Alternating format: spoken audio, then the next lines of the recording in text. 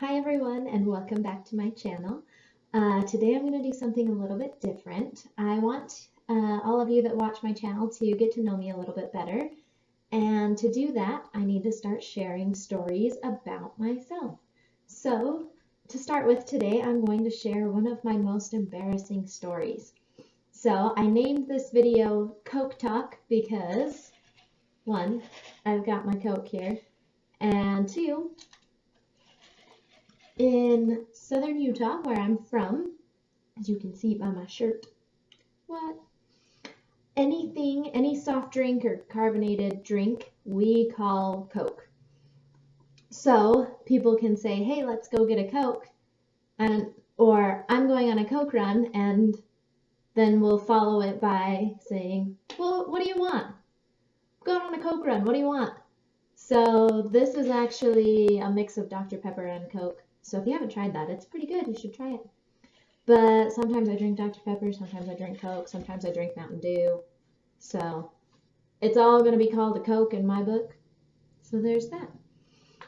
So today, as you can tell by the title of this, I'm going to be talking about riding a horse and my one and only experience riding a horse.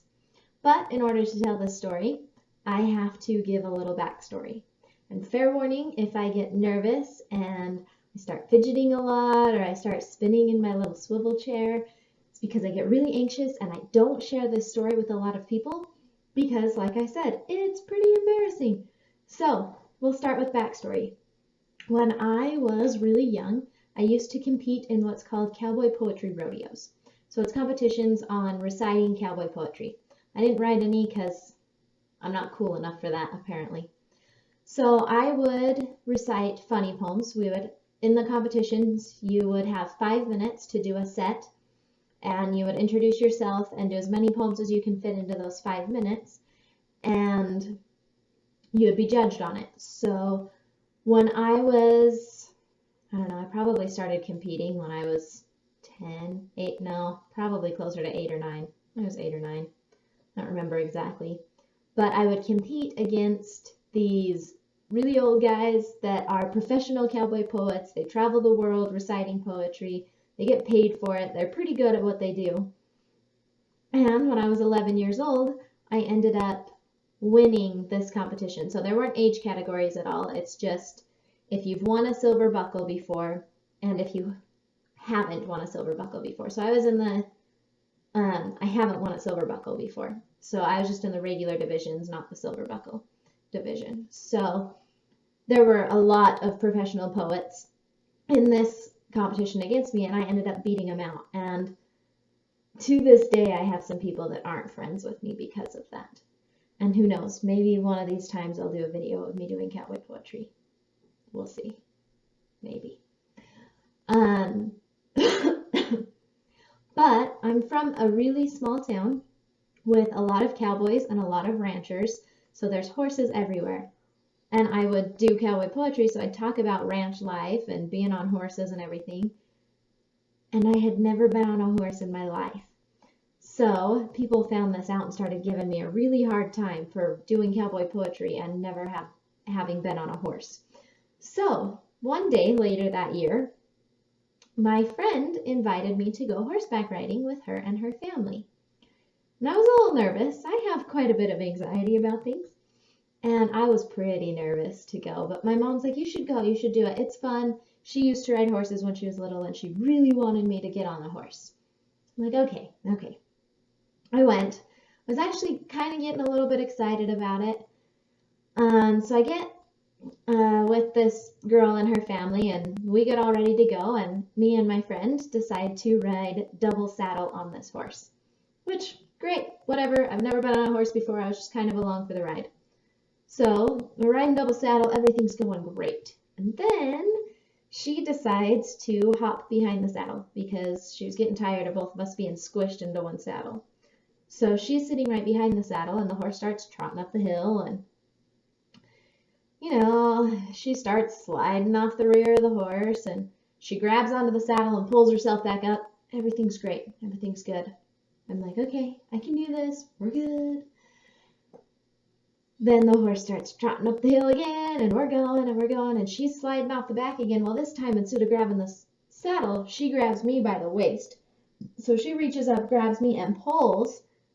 Well, I didn't know what she was doing, and I wasn't expecting it.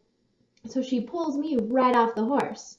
Of course, she just slid off the rear of the horse onto her feet. Well, she pulled me off, so I'm just laying on the ground like, what the heck just happened? And then this horse decides that it's going to do something good because its riders are gone. So it's just going to sit down and wait patiently. Well, this horse decided to sit down on top of me. And not only just on top of me, but on top of my head.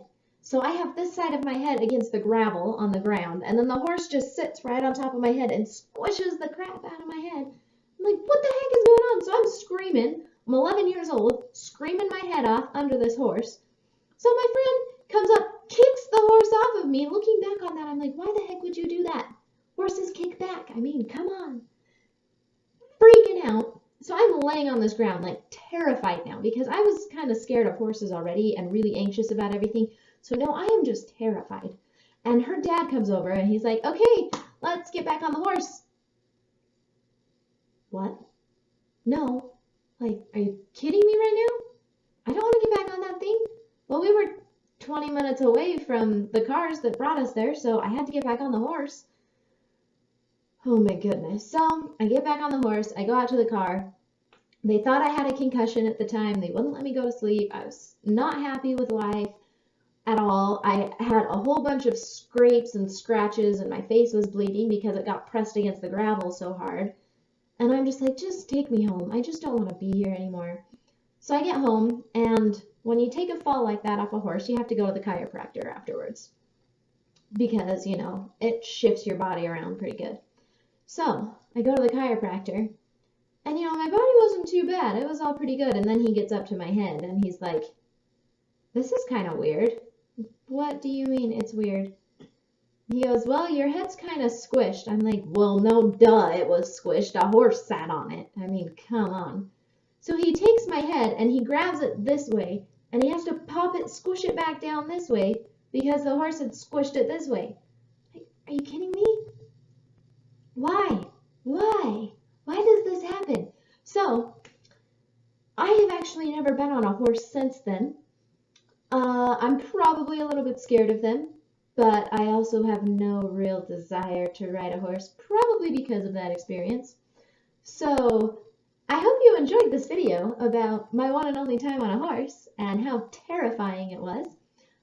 Please comment below if you have ever been sat on by a horse, and let alone if you've ever had a horse sit on your head, because I've never seen anybody that's ever happened to before. So if you've had that happen, please let me know. I need to know these things. Also, if you enjoyed my Coke Talk video, which I get really into talking and I forget that I have a Coke to drink, so anyway, if you like this, like my video down there and subscribe to my channel because I want to do more of these kinds of videos about my life, and who knows, there's plenty more embarrassing stories where this one came from. So, hit the button down below and subscribe to me. Start watching my channel. It's going to be fun. And don't forget to follow me on Twitter and Instagram and Facebook, and follow my blog, and I'll have all of the links down below in the description part of this video. So thank you so much for watching, and I hope you're not laughing at me too much. See ya!